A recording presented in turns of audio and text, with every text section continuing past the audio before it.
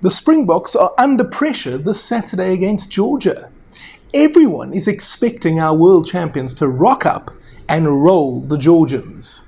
And in this episode, you are going to get a front row seat as I explain why that probably will not happen the way many are thinking. But first, the best place to start is by looking at our Springbok Matchday 23 for this test in Nelspruit. Up front, a brand new front row, and that is literally so. Boan Venter, Marnus van der Merwe and Neetling Forshire are all on debut for the Boks. Don't worry about experience in the second row though. We've got Irben Etzebeth in his 133rd appearance for his country alongside Ruan Nortje. I'm delighted that Captain Siya Kolisi is back. I really think we've missed his leadership in the last two tests. And then the World Player of the Year, Pieter-Steph du Toit, packs down at blindside. I think 8-man Kobus Visser is going to really enjoy having those two beside him, and indeed Etzebeth and Nortje in front of him on his first start for South Africa. In the backs, we've got Grant Williams and Sasha Feinberg Ngomezulu as our halfback combination. A lot of people will differ with me on this one, but for me, this is our dream 9-10 combo. And I'm very excited to see how these two go against the Georgians. In the centres, we've got Damian Dialende and Kanan Moody, the latter continuing his education at outside centre. Last week alongside Andre Esterhuizen, this week next to DDA. On the wings, we've got Kurtley Arendse and last week's man of the match, Edwil van der Merwe. And then nice to see Aphelele Fassi at fullback. Let's look at the bomb squad now. Bongi Mbonambi, Thomas du Toit and Vincent Koch will provide a considerably more experienced front row when they come on. Adgeir Snyman and Kwagga Smith will also come on to make a difference in the second half. It's a 5-3 split this week. Faf de Klerk, Handré Pollard and Damian Willemse are the three backs, so plenty of experience in that category as well. Okay, that's the Springboks. Here's Georgia, starting up front, where they have Georgi Achaladze, Vano Karkadze and Irakli Aptsiauri. Michael Bubanashvili and Vladimir Chachanidze pack down in the second row for the Eastern Europeans. And then Luka Ivanishvili, Beka Saginadze and Ilya Spanderashvili are their 6, 7 and 8. By the way, if you're wondering how I'm dealing with these names, well, two things. One, I think if you're in broadcasting of any nature, you should take the time and effort to pronounce all names as accurately as you can. And two, I've actually been to Georgia, so I learned a thing or two while I was there. Right, let's look at the backs now. Scrum half, Vasil Lobzanidze. Fly half, Luka Matkava. In the centres, they have Georgi Kaveseladze and Dimur Tapladze. Then Alexander Todua and Aka Tabutsadze are on the wings with David Niniashvili at fullback. Niniashvili is, in my view, their best player. If he gets the ball in some space, you'll be in for a treat. Let's of course hope not too much of a treat from a Springbok point of view. Here's their replacements bench now. Irakli Kavatadze, Georgi Tetrashvili and Beka Gigashvili are the front row replacements. Dimur Epramidze, Sandro Mamamta Vrishvili and Tomika Yalagonia are the other three forwards. They've decided to go 6-2. And the two in question are Tedo Abzandadze and Tomika Kahoidze. Richard Cockrell, the former England prop, is their coach. Now, let's stay with Georgia for a while, because last week they were beaten by the Free State Cheetahs. Two important takeaways. It was very disappointing to see such a poor attendance in Bloemfontein. I know the Cheetahs really tried to put on a show. It's their 130th anniversary, and there was lots of entertainment for the whole family. And let's be honest, if you're not a Cheetahs fan, then they are probably your second side. I think we all wish them well. Secondly, the Georgians didn't field their best side either. In fact, as far as I can tell, Cockerell has made 14 changes for the Springboks test. That's in the starting 15. So we actually learned nothing last week. Ilya Spanderashvili is the only survivor as far as I can tell.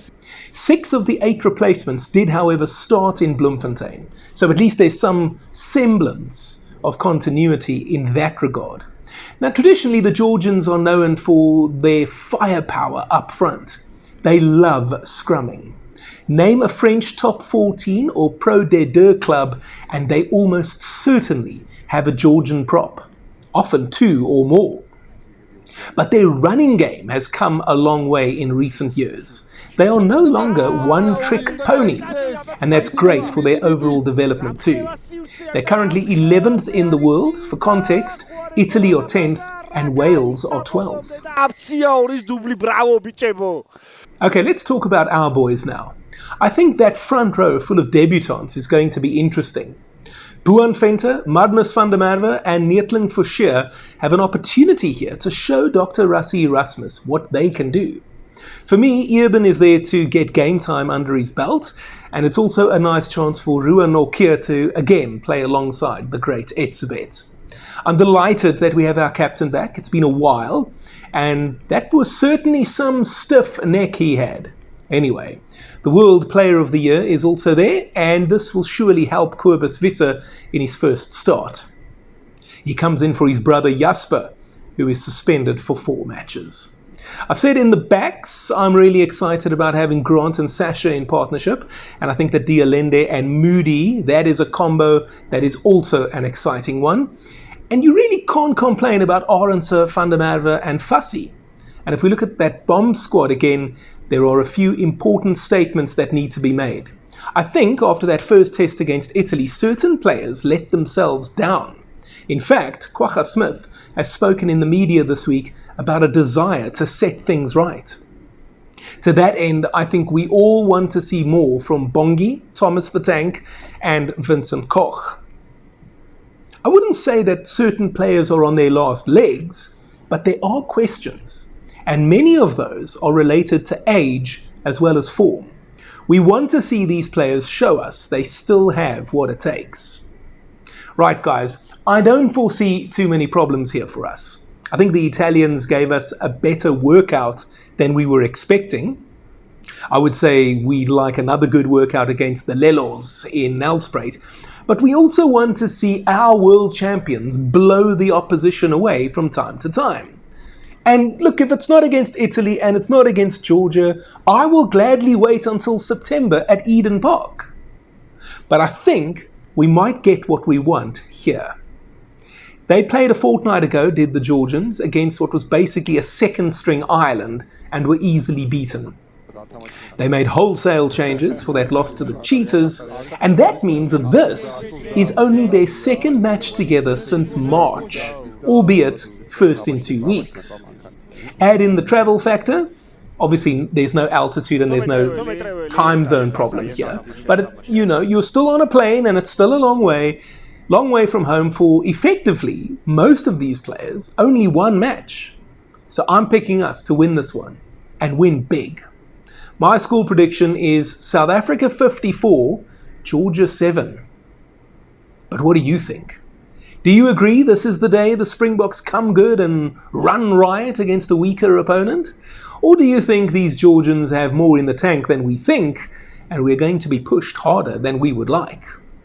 Let me know in the comment section down below. And while you're down there, why not help me out with a super thanks? That's the heart button with the $ inside of it. You'll be able to make a highlighted comment. I'll hit the love button on your comment, and I promise to reply too. You'll also have the opportunity to make a small donation to my channel. It's whatever you want it to be. It can be 10 Rand or 10,000 Rand. The reason I'm asking for your help is because I would love to do this full time, guys. I would also love to go to Australia in 2027 and cover the Rugby World Cup for you from down under with daily coverage. But I'll need your help to make it happen. Whatever you are willing to contribute, I'll be very, very grateful.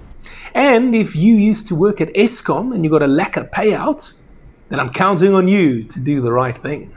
If you're not yet ready to support me in that manner, you can also just spear tackle the like button, and you can also subscribe to the channel if you haven't already done so. And may I recommend this exclusive interview I did with former Springbok fullback Ricardo Loupsha. You'll be amazed at what he reveals. If you've already seen it, why not check out my report card after that second Italy test that's on your screen over here. And I'll see you next time.